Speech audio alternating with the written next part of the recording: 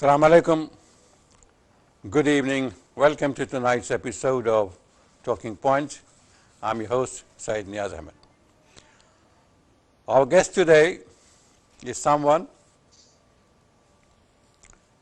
who, the Amazons say, he wrote his first letters as soon as he learned to type away at his father's typewriter when he was only 6. We have with us Mr. Ian Richardson, not to be confused by equally distinguished and famous person, Ian Richardson, the actor. Ian was born in Australia, where his father ran a family newspaper, weekly newspaper. He worked for 7 years in Australian commercial radio and then 27 years with BBC. He has traveled to China, Russia, Hong Kong, and many other countries. Ian, how are you today? And thank you for giving us the time. Oh, I'm fine. It's nice to be back with you again, Naz. Great, great. I know that this introduction is not enough. There is a lot more to say about you, but I would like you to inform our viewers a little more about yourself than what I have just said. Well, can I confess one thing? I am just about the only Australian who doesn't like cricket. That's a bit hard to believe, but there you are. I really don't like cricket, and I don't care who wins. So that makes me unique, and some say that's why I had to leave Australia and come to live in England. But does cricket like you? Yeah. Yes, well, that's true. But, our grandson, he's very keen on cricket, so that's fine. That's fine, and he's keeping it in the family. But yes, I came over here in 1968 with my wife, originally for a short period. I was on my way to the United States, where I thought I might work for a while. But instead, the BBC offered me a very short-term job, 3 months, which went on for 27 years, and which I'm immensely proud of. Mm-hmm. You were mostly and mainly associated with news writing and news production and also the broadcast. But you spent some time in China. Was it with regard to the news, or was it with regard to covering some sort of a special event there? Well, with Hong Kong, my wife and I went there in 1968, and we've been back quite a few times. But I think what you're referring to is that I went to Beijing for the summit that was going to take place between Gorbachev and Deng Xiaoping. It was a rather routine job for me, because what I did was I used to follow Gorbachev around the world at his various summits and so forth. And this was just going to be another pretty routine job.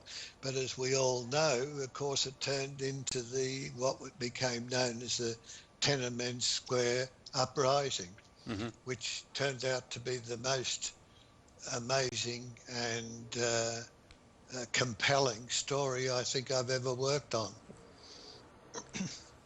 Do you think that there are foreign hands in that, or it was a homebrew uprising? I think it was definitely homebrew, as you've put it. It was something spontaneous. It's one of these things that, of course, politicians can never predict. Something starts off as one thing and then it escalates into another. No, I think that was definitely something that one of those occasions where it just happened and it escalated.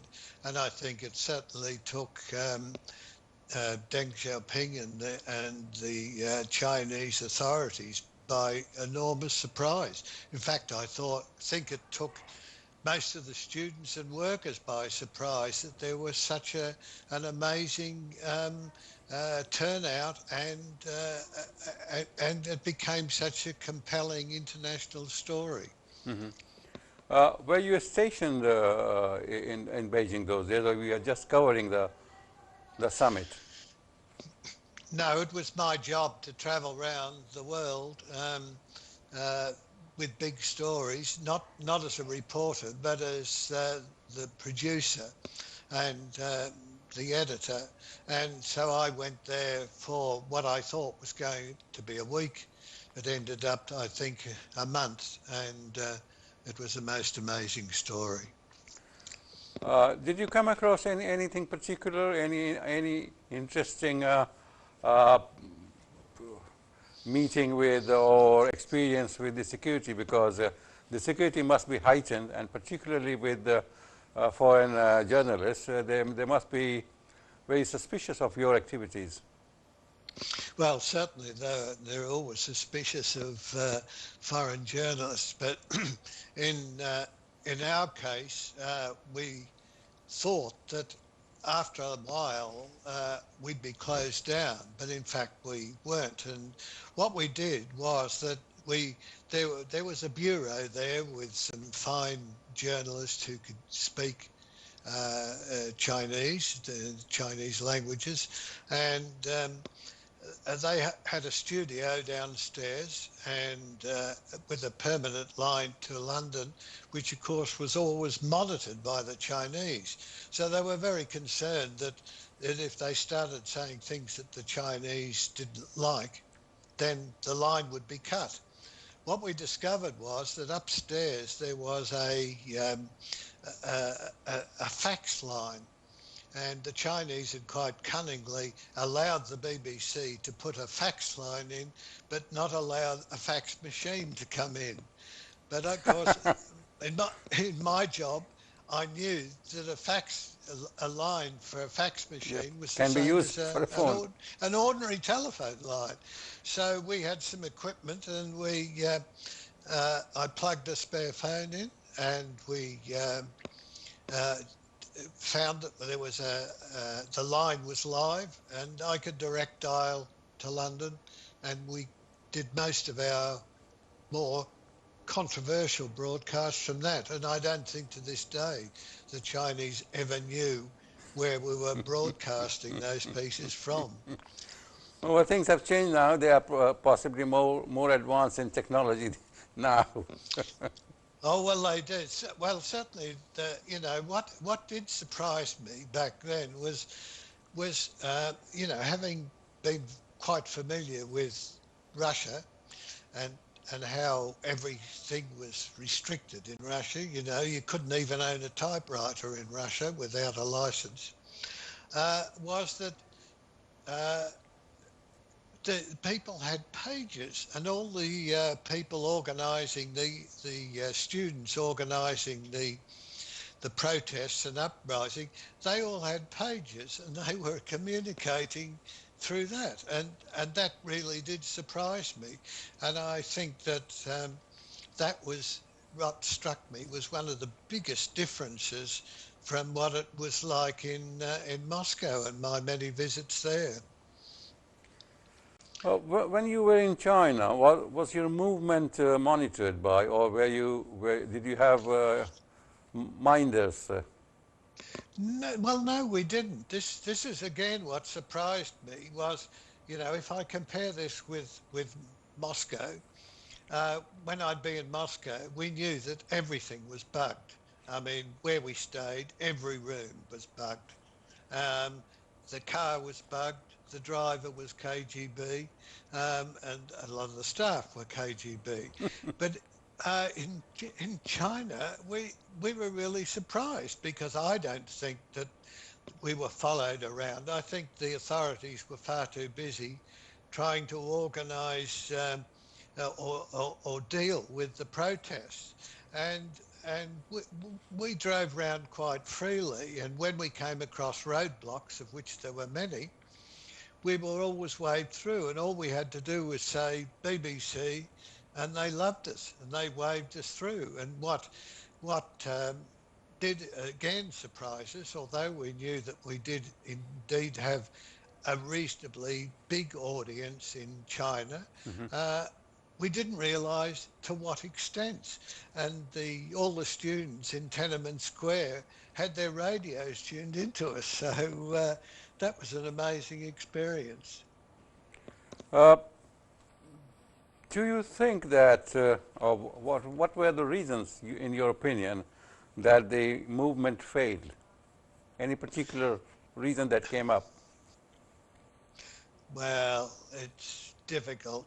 I mean, there could be lots of reasons. I've spoken to quite a few of my friends who still follow events in China, and they're not sure. But I think that eventually the Chinese authorities realised that they had uh, a revolt that could spread right across the country if they didn't deal with it. And while they were very cautious, ultimately they decided this demonstration had to be crushed at any price. I mean, one other thing, going back to your earlier question about us being able to move around, I remember having got a taxi to take me to the Great Wall because we'd heard rumours that the troops were gathering there. Hmm. And so All right, viewers, this is time for us to take a short break, and when we come back, we will continue with the discussion. We'll go back to China with Ian Richardson. Thank you. Come back. Just before the break, we were talking to our guest about his experiences in China, and he was answering a question about his movements, whether they were restricted or whether he was monitored by the security personnel. And yes, Ian, you were telling me about your journey somewhere and your encounter with the security people. right. What I had done is got a taxi, and the taxi was very pleased to be able to have someone from the BBC, and he took me to the Great Wall. And we went up high. We looked down and could see that there were troops, so we dragged across to the other side to get a better view at one of those telescopes. You Uh-huh. remember those ones where you put money in at tourist places? Well, we didn't have to put any money in, but we could look down and see the troops there. Can you hear me okay? Yeah. And we could see the troops gathering. So rather riskily, the taxi driver said, "Oh, come on, we'll go down and have a look." So he drove us right down there, and we got up close to the encampment, and we were pulled up by a couple of soldiers, and I thought, "Oh, this is it. We're finished here." And instead, the soldiers wanted us, the taxi driver, to give them a lift. And he said, "Well, I don't think so because there's a foreigner in the back seat, so we'd better not." So that was it. We went off, and that I was able to go back to the studio and report that there were, in fact, troops gathering just outside Beijing. When you saw the uprising in Tiananmen Square, and looking back and what is happening or what has been happening in Hong Kong, do you think that there is some sort of correlation how both the movements have been handled by Beijing? Well, I don't think so in a way, because after all, we've got a different leader now. Yeah. It was Deng Xiaoping, now it's President Xi, and uh, he has a different attitude. I mean, when I think when I first went back to Hong Kong after uh, it had been handed back to the Chinese, I thought, well, this is going to be a model for the rest of China. And in fact, when we did travel in onto the mainland, and there were signs that it was emulating what was happening in Hong Kong. But how wrong we were, because obviously President Xi takes an entirely different view, which did surprise me. And it's very, very sad what's happened there, because my wife and I went there quite often, and we were very, very fond of Hong Kong. Uh, let's change the topic a little bit. I know that you have started writing since your early age. As they said, since you were. Can you hear me? Ian, can you hear me? Yes, hello, Ian, hello, can you hear hello. me?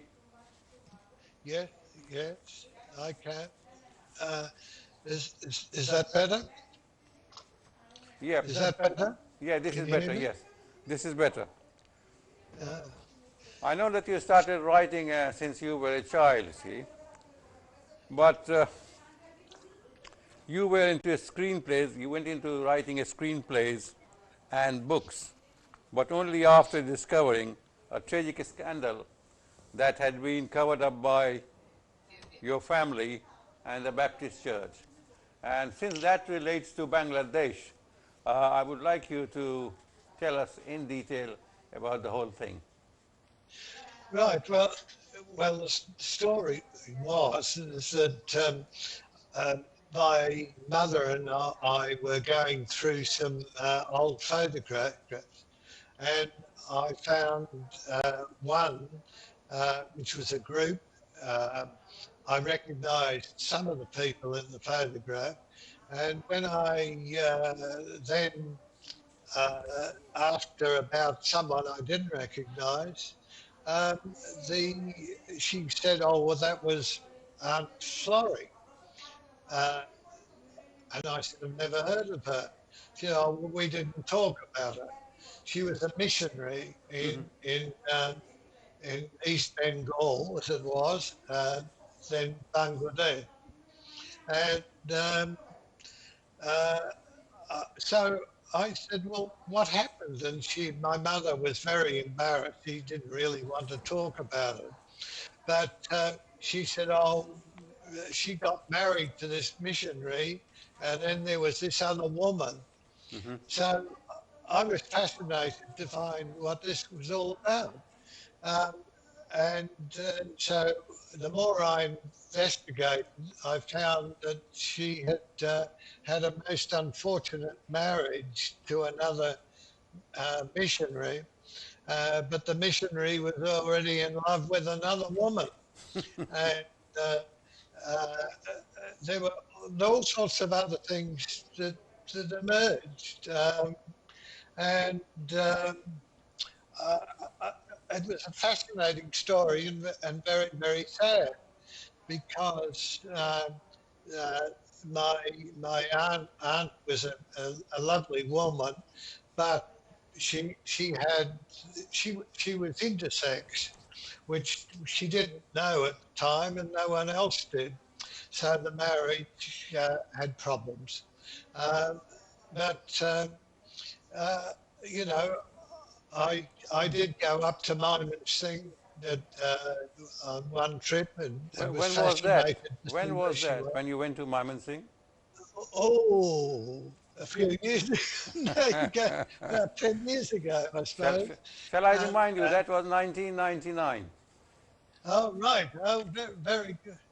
Oh, right. Well, it was, yeah, it was a fascinating thing. And I mean, the story um, uh, caused something of a scandal, but you know, it was so difficult for my great aunt and for her husband. And of course, they were living in a very different place. Yes, a tremendous difference between living in Melbourne and living in places like Mymensingh and some other more remote areas. Yeah. And of course, I was never sure whether they should be there in the sense that, um, I, you know, I think that missionaries should go there to help people out. They shouldn't necessarily go there to convert them to their own religion. And that was my Well, difference of it opinion. only makes them human. God's people, Sorry? but only makes them human. Well, that could be.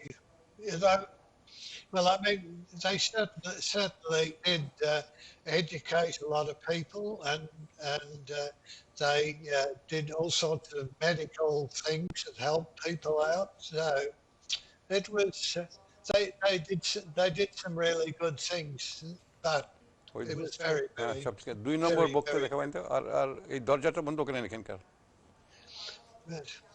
But I'm hearing my own voice back all the time. Oh dear. It's just a shame I'm not in the studio. We Y- wouldn't have these yeah, problems, would we? do you have the book with you, God's Triangle? Yeah. The book was called God's Triangle, Uh-huh. and it's done very well. Well, it's attracted a lot of ২ a lot number of বইটা very, দেখাইতে পারবেন? sorry. No, I'm asking them to show that picture of the book. Do you have it? Oh yes, Do you have with yes, you? yes. Do you have the book with you? Do God's I? Triangle. Well, Yeah, you can show I it can on the show screen. you. Yes, that's it. Yes. Yep. Yeah, There that's you it. are. Yes, that's God's Triangle. Yes, that's it. And you, And it's that's the lady in question, hanging by the cross. yes, well. That's because they were Christian missionaries, but Uh-huh. but yeah, uh, Yes. there you are. Right. Yes. That's Thank you. that's the book. Thank you. But that's available on Amazon if you'd like to get it. It seems to have done very well, and Uh-huh. people find it an interesting story. Uh, your other book, The Mortal Maze, ওই ১ নম্বর বইটা দেখাইতে পারবেন স্ক্রিনে?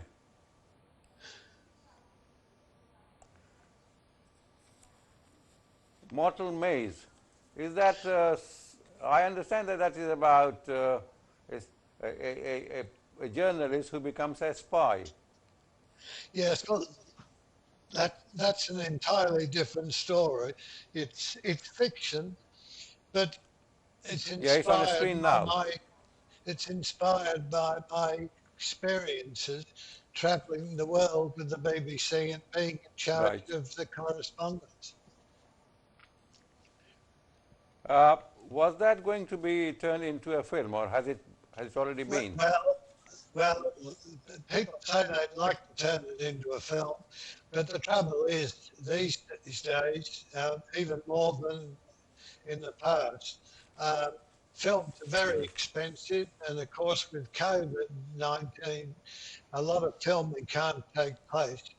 And it would be quite an expensive film to do, but a lot of people have said that it really should be a film. I hope it will be one day. Well, you are already famous, so it will make you more famous and rich, hopefully. Well, I'm famous. No, I'm not so sure about that. The joke is that I'm a household name, but only in my own household. Well, you wrote something about Bush House stories. Must be a very interesting book, isn't it? Yes, Bush well, House stories. yeah, well, Bush House was a wonderful place. I mean, I never ever tired of walking through the doors of that very grand building to start a shift. Um, but it was very different, and everyone who worked there was immensely proud. So I enjoyed it, and I never thought. I used to sit in Australia, working in the family newspapers, and they were very small newspapers, and I used to listen to the BBC, particularly Radio Newsreel. And I never for one moment thought that one day I might be editing it. So if I'd suggested to my friends that I might be editing it, they'd have thought I was beyond arrogant. Did you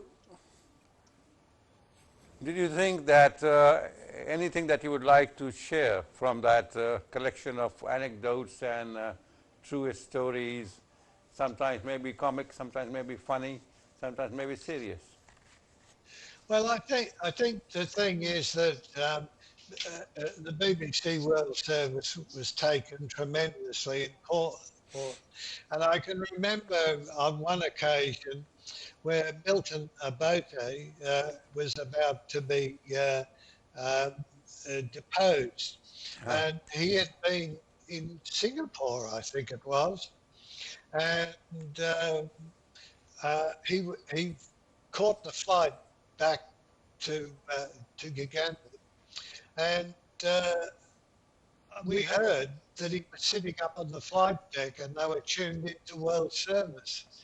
So it was amazing to sit there and write a story, knowing that the main character in that story, the President Milton Obote, was sitting in an airplane flight deck listening and hoping that we were going to give him the very latest information. Well, overseas, it seems it used to be when I was there for a long time in the Middle East. BBC used to be our first port of call for news. Is it still the same? Is BBC trusted by everybody, or now BBC has a different role? Well, the BBC still got a huge audience there, but of course there are many alternatives, you know, a great many alternatives. But still, the BBC likes to think that its reputation is still high, but it's you know, it's got tremendous rivalry from places like Al Jazeera and so forth. So it's you know, there are some very fine reporters covering it at tremendous risk to themselves. That's true. That's true. And the lives of foreign journalists are always at risk because they are going to places and they are not aware of the dangers that it entails. Well, I think the funny thing is that if you're a journalist and a real journalist, you're attracted by these things. It's madness in a way, but you know, if a bomb goes off, everyone's running away from it, whereas the journalists will head towards it because they want to find out what's really happened. Right, right. That's the hazards of the profession. আরেকটা যে ছবি আছে দেখাবেন না না এটা পরে এটার পরে Sorry? Yeah, this is the picture of Tiananmen Square. Young Ian Richardson is standing amongst the Chinese. What do you remember of that particular day? This is nice, clear blue skies. Well, what I remember was how friendly they were, and also, if I may say, you also had to be careful where you walked because there were no toilets. But what did impress us enormously was that the BBC had such a reputation, and if we stopped anywhere, people want to get my autograph. Well, I mean, you know, I can't say that happens very often these days, or even before then. Can we have the last picture, please? Sorry? Okay. Tell us something about this picture, about you being you being confused for the other Ian Richardson, and you had been asked to come and sit for a portrait. Yes, We have well, that picture when on the screen. Probably you can't see it. I can't see it. It's on the screen. Okay. Well, when I was at the BBC, the television centre, uh, I'm, I was obviously the only Ian Richardson in the books. So when letters would turn up addressed to Ian Richardson, BBC, they'd come to me. But in fact, a lot of them were meant for the actor who had become quite famous with films like Tinker Tailor Soldier Spy and then The House of Cards. So I wouldn't know whether these letters were for me or the actor until I opened them up. And some of them are quite funny. But one of them that came from the uh, artist John Bradby, a Royal Academician who was quite famous. He was controversial and famous, or some would say infamous. But he was writing saying, would I come down to the south coast to Hastings to get my portrait done for an exhibition uh, it's entitled, if I remember rightly, The Individual in the Growing Egalitarian Society. So I sent the letter off to the Ian Richardson, the actor, and and wrote back to John Batby saying it was very kind of him to make the invitation to me, but it wasn't for me. It was for the actor. And he wrote back and said this, he'd been amused by this.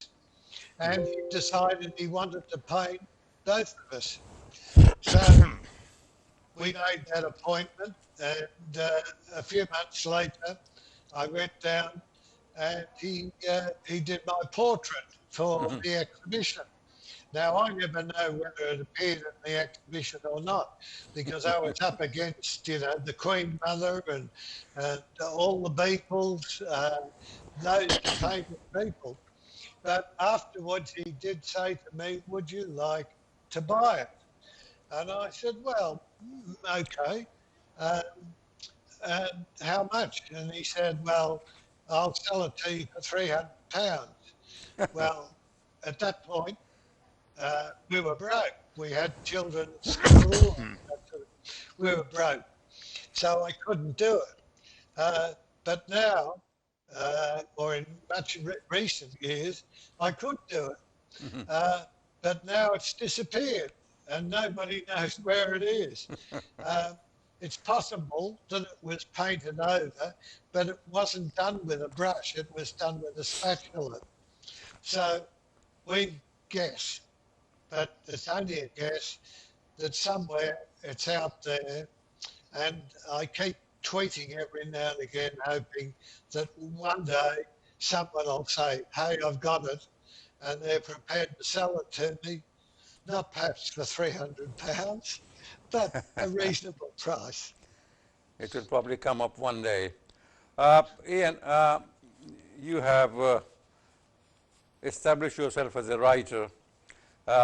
Which writer, past or present, do you think has influenced you and you admire? Well, there are a lot of writers I like.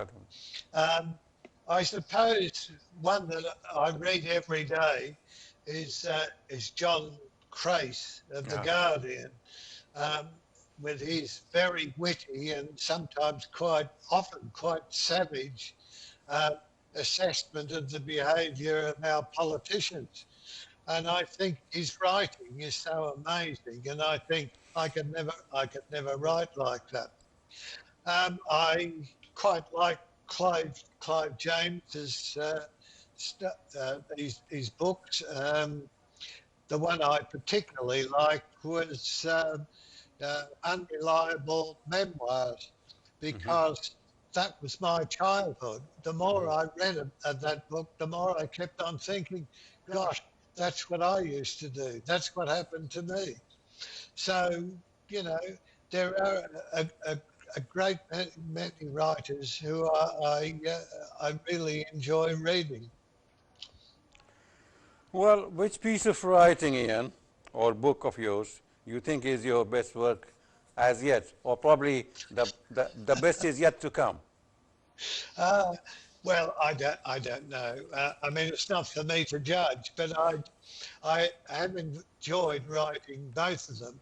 But what I'm doing now is a novel version of God's Triangle, because um, the book that God's Triangle was an investigation which revealed uh, what had happened to my art. But there's a lot missing from the story. And I'm hoping that with this novel, which is now two-thirds of the way through, that I can uh, explain to the readers a bit more of the emotion involved, because it was immensely troubling. And you know, there was a scandal, but I don't really think that all all of the characters in that were should be criticised. Certainly not my great aunt, who was a victim of her circumstances. Uh, who or what inspires you to write? Uh, my father, I guess. Uh, Sorry?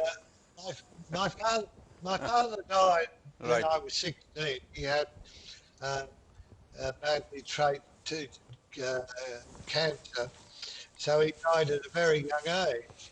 But I did admire him because he, you know, he wrote witty stuff for the newspapers, and I suppose having grown up in that sort of environment, I thought I'd like to do that. And as I think you've already mentioned, there was a picture of me at the typewriter when I was very young, doing my first story.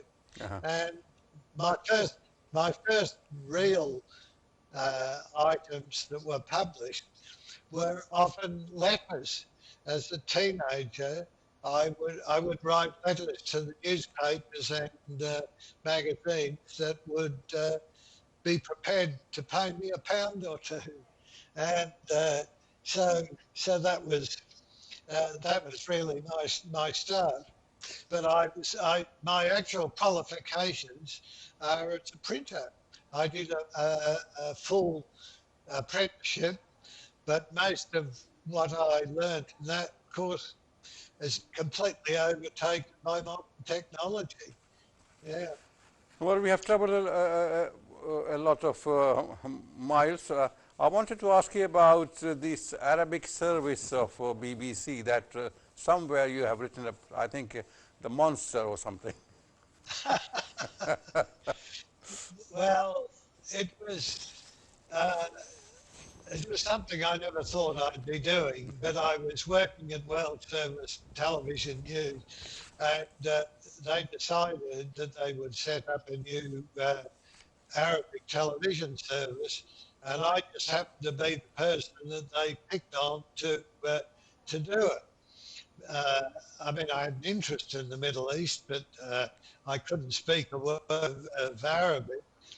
Uh, but it was a risky venture, because the only way the BBC could get this to go out uh, was via the satellite network Orbit, which was owned by the Saudi Arabians. So we decided to do it, and we recruited about 150 journalists and producers and editors and so forth. Uh, but uh, the Saudi Arabians, I think that they thought that as they they were funding this, that they had a right to say what went out. Well, we said no. The BBC is independent. I mean, after all, World Service was then funded by the British government, but the British government had absolutely no say in how or what we broadcast. But the problem was, of course, there was almost every day they complained about things that we'd broadcast, and some of them we thought were quite trivial. So it was an ill-fated. It was ill-fated, and after 18 months, uh, they pulled the plug on us, and it was a few years before it was revived again. But now it's truly independent and doing extremely well. Thank you very much, Ian. We have almost come to the close of our time. This program ends now, and it was a pleasure hosting you.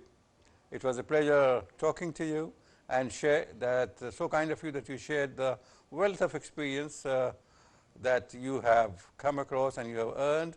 And we look forward to a very interesting meet again sometime in near future. Thank you. Thank you, viewers, for being with us, and we hope that you've enjoyed the show as much as we have. And Yeah. that was And Ian thank you Richardson. for inviting me, and all Thank the you very best much to MTV Europe. for giving us time and sharing your experience with us. Thank you, sir.